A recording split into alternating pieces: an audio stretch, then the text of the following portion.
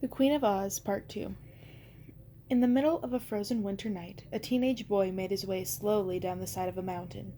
An icy wind whipped snow down his skinny form. If you stood there more than a few feet away, you wouldn't have been able to see him all through the whirling blizzard.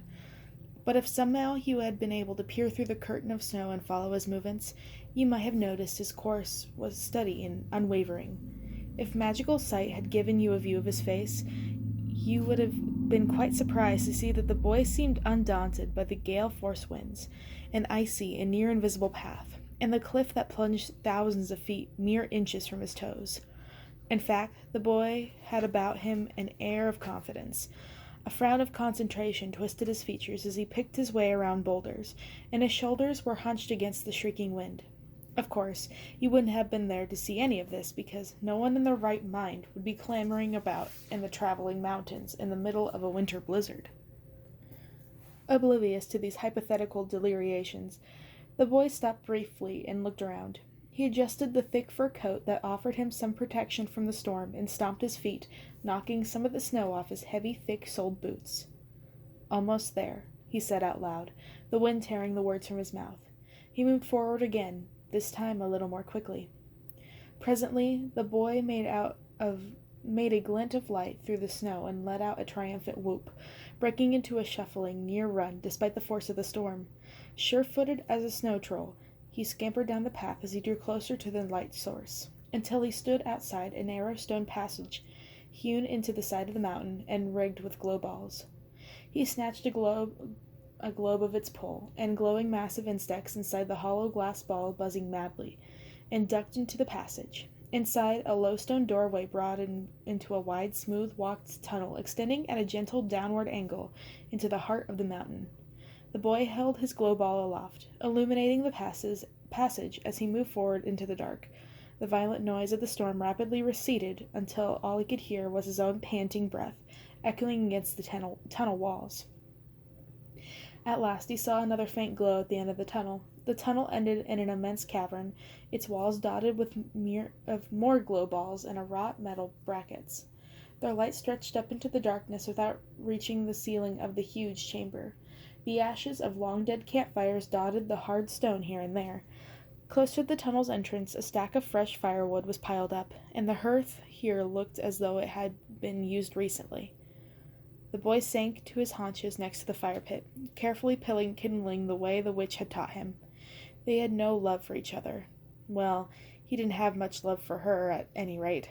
Whether or not she even had emotions was mostly a mystery, but even so, he knew she had useful skills.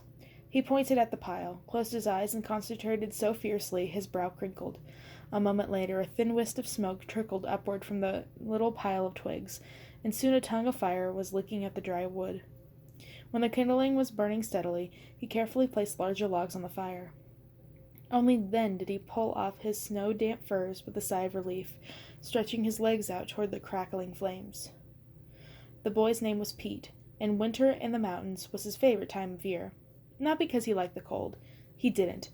Or because he was by now skilled at navigating the treacherous passes even in the most perilous of blizzards, although he was.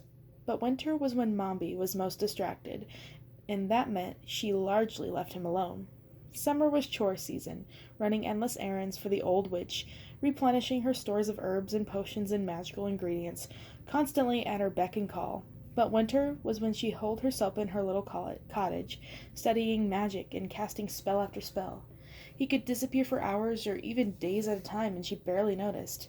Just another thing, he thought, that proved how little she cared about him. She wasn't mean, not exactly. She was just indifferent. Her moodiness would have been legendary if anyone besides Pete had been around to see it.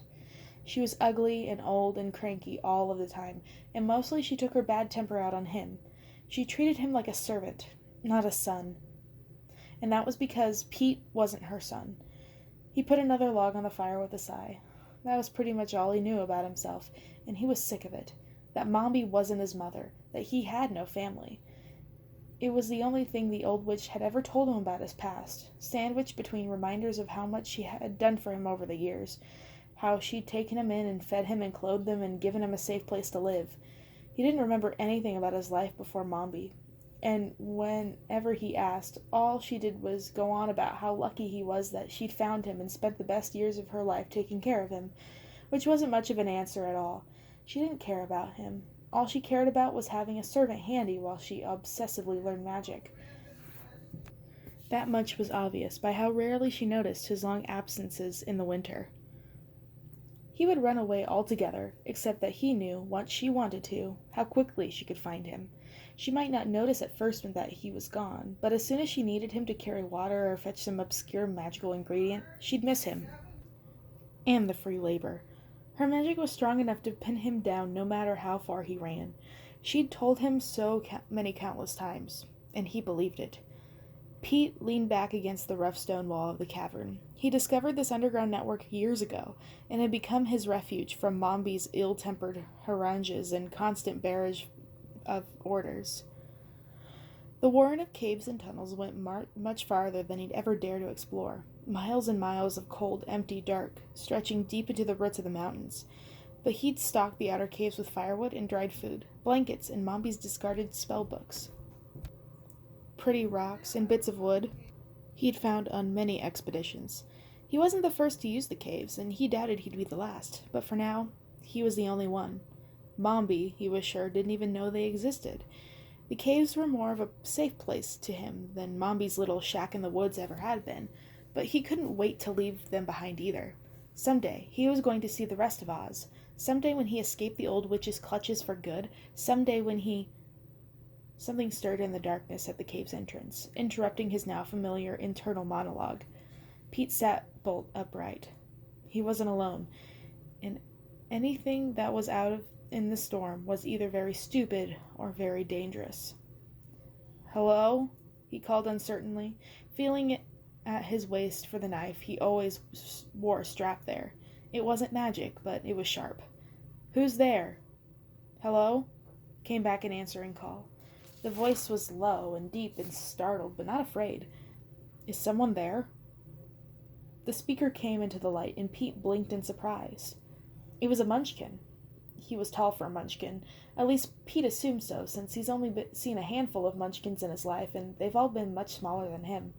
Mombi had occasionally taken him on outings to the nearest town, but she was always jittery and ordered him not to talk to anyone. He had envied the Munchkins, their colorful attire, happy camaraderie, and tendency towards impromptu song. This Munchkin was easily as tall as teenage Pete, and broad-shouldered and muscular.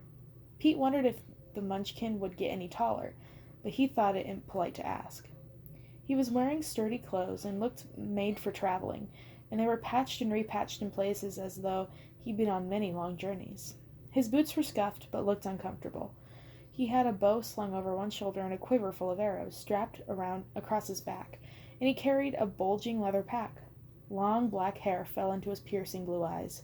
His skin was weathered and tan, and fine lines creased the corners of his eyes, as if he'd spent a lot of time squinting into the sun, although he couldn't be much older than Pete himself.